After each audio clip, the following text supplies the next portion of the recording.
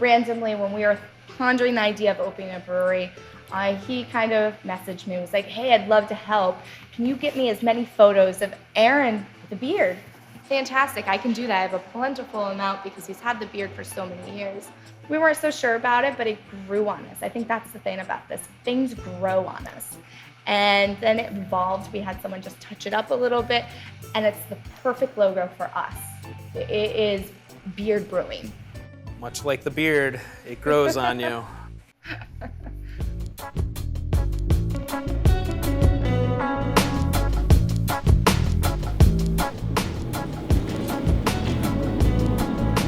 So my background is in actually finance and accounting, and I feel like that has really helped us through the entire process here. Without that kind of business background, I'm not sure I would have ever even gotten through the licensing process. The license processing, it's basically an audit of your entire life, your entire financials. That's where most people kind of stumble.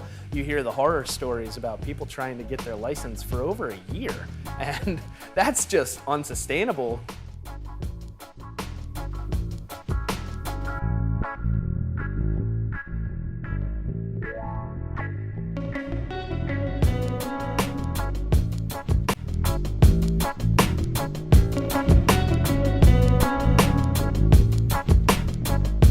We got to a point where we almost ran out of money as far as opening up.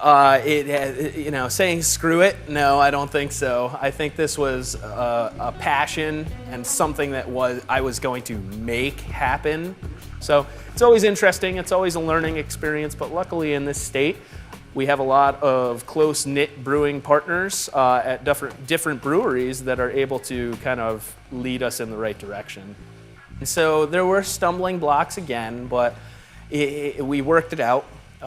Myself and Precious, we worked it out and moved it forward and just had the eyes on the prize. As soon as we opened the doors, there were plenty of local individuals ready to kind of get on board with this.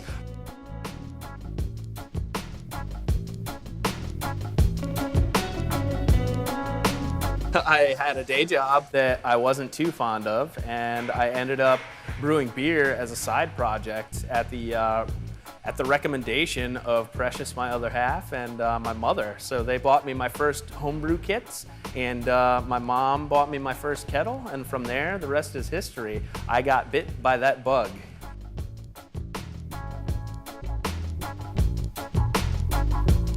So opening a brewery for most home brewers, I think, is really their dream.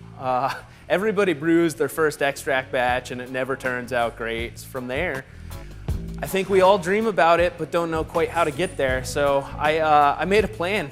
It included my business plan as well as volunteering over at Cottrell over the course of 2 years. Cottrell is a local brewery as well, kind of to learn the ropes of commercial brewing. I think everyone looks at who's doing the best. So we've seen The Alchemist, we've seen Hill Farmstead.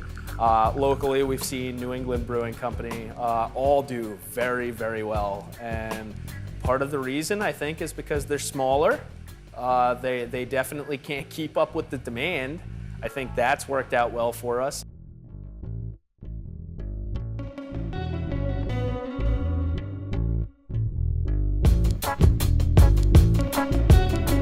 Did this grow beyond what we thought?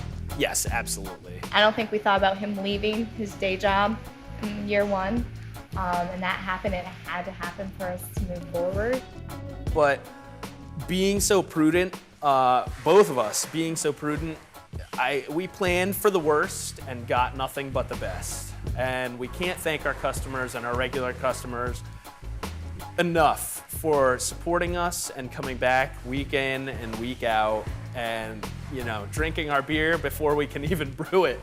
I don't want to say hype necessarily, but that's something we enjoy when we start running out of beer and there's still 30 people waiting in line. We started something called the Founders Club, which was basically selling our beer before we open the doors. Many people go the Kickstarter route nowadays, but Kickstarter's so far-flung. We wanted to be more intimate with our customers and our relationships with them. We love them. We go to all the microbreweries kind of in the area, and they're the best by far. And we We just moved here 3 months ago. We were lucky to find them on our first weekend here, and we come every weekend. I think we have 8 growlers of their beer now. It's pretty much all we drink unless they recommend something else, so that's about it. Every week you come, there's practically a new beer. It's awesome. They've been so great about sending people over here and cross-advertising with us, and we try and do the same. We both, we have a little map how to get to Beer'd. We get asked all the time where they are, but they've been really fantastic about cross-advertising, and they've brought in just a lot of people into the mill in general, and I think they've been good for everyone.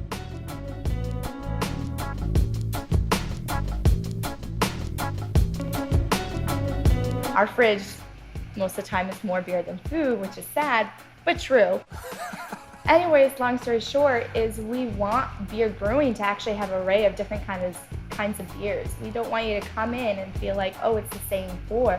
We want you to come in and be like, oh, there's something new, there's something different. It's because we're selling out every weekend, and by Sunday, we have slim pickin' Sundays. We're out of beer. So see you next weekend on Friday when we have 2 new batches of beer.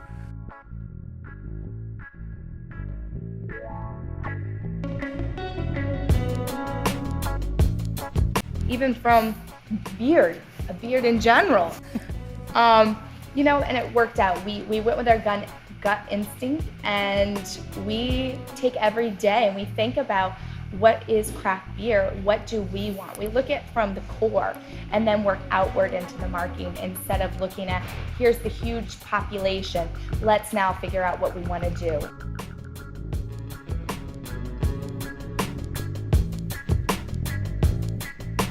Even our logo search, we hired a design firm to come up with things, and everything they did was a rendition of hops and barley. Okay, how many times have you seen that done before? I had my beard, and my friends called me the Beer'd Brewing Company.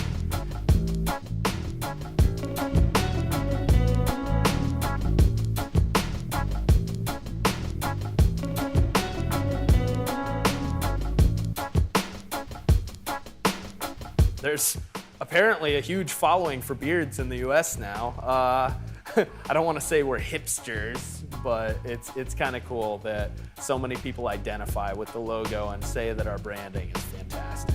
Not all of us have beards. We gotta point that out.